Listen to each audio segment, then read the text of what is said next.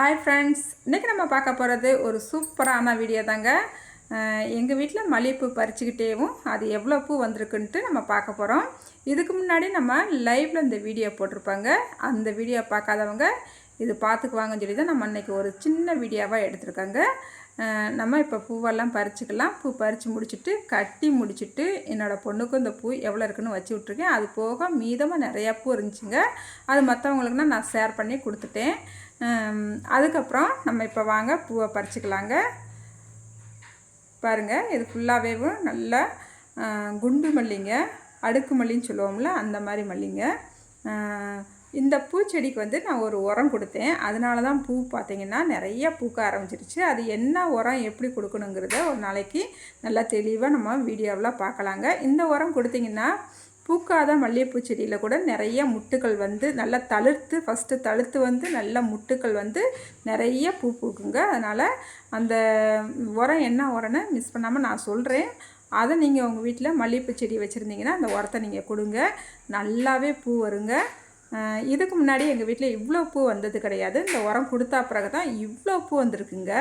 என்னாலேயே நம்ப முடியல, இவ்வளோ பூ நம்ம வீட்லையா அப்படிங்கிறது போல். நம்ம பூவெல்லாம் பறிச்சுட்டு வந்துட்டு அதுக்கப்புறம் நான் கட்ட ஆரம்பிச்சிட்டேன். அதுக்கு முன்னாடி இந்த பூவெல்லாம் ஃபஸ்ட்டு நம்ம கீழே கொஞ்சம் போட்டுக்கிட்டா தானே உங்களுக்குன்னு தெரியும் எவ்வளோ பூ இருக்குன்ட்டு. அதனால் கொஞ்சம் பூவெல்லாம் கீழே போட்டுக்கிறேன். நல்லா அடுக்கு மல்லிங்க பார்த்திங்களாங்க. அதே போல் இந்த மல்லிகைப்பூவை பார்த்திங்கன்னா ஒரு 3-4 மணிக்கெல்லாம் நம்ம பறித்து ஃப்ரிட்ஜில் தப்பால பாக்ஸில் போட்டு நல்லா இறுக்கி மூடி வச்சிட்டோம்னா நம்மளுக்கு 10-12 நாள் ஆனாலும் பூவோட கலரும் மாறாது. அந்த ஃப்ரெஷ்ஷாக நல்லா விலேன்னு இருக்கும். லேசாக மட்டும்தான் நம்மளுக்கு மலர்ந்து வருங்க. அந்த மாதிரி இருக்கும். அதனால் மல்லிகைப்பூ நம்மளுக்கு ரொம்ப நாளைக்கு நம்ம பூ ஃப்ரெஷ்ஷாக இருக்கணும்னு நினச்சிங்கன்னா ஒரு 3-4 மணிக்கெல்லாம் பறித்து நீங்கள் இந்த மாதிரி டப்பாவில் போட்டு ஃப்ரிட்ஜில் போட்டு வச்சுருங்க. அதுக்கப்புறமா நம்ம பூவெல்லாம் ஒரு வழியாக கட்ட ஆரம்பித்தாச்சு. இங்கே பாருங்கள், பூவெல்லாம் கட்டி முடிச்சுக்கிட்டே இருக்கிறேன். பாதி பூ தான் கட்டியிருந்தேன். அதுக்குள்ளேயும் வீட்டுக்கு கெஸ்ட் வர ஆரம்பிச்சிட்டாங்க.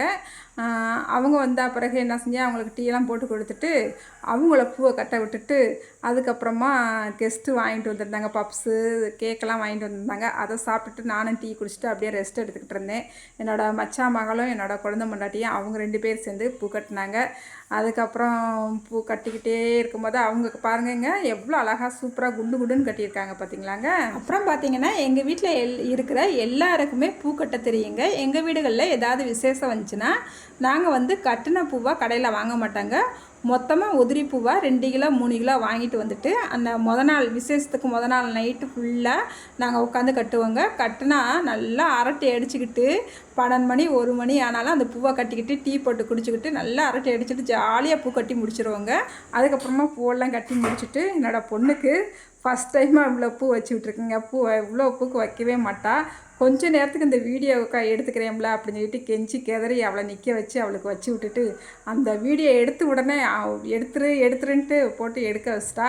அப்புறம் என்னோடய மச்சான் பேத்திக்கு என்னோடய பேத்திக்குமேவும் கொஞ்சம் பூ வச்சு விட்டுட்டு அதுக்கப்புறமா 2 பேரையும் நிற்க வச்சு ஒரு வீடியோவாக எடுத்து விட்டுட்டேங்க. இந்த வீடியோ உங்களுக்கு பிடிச்சிருக்குன்னு நம்புறேன். வீடியோ பார்க்குற நீங்கள் மறக்காமல் இந்த வீடியோவுக்கு ஒரு லைக் போட்டுருங்க. அடுத்து ஒரு சூப்பரான வீடியோவோட உங்களை சந்திக்கிறேங்க. பாய்.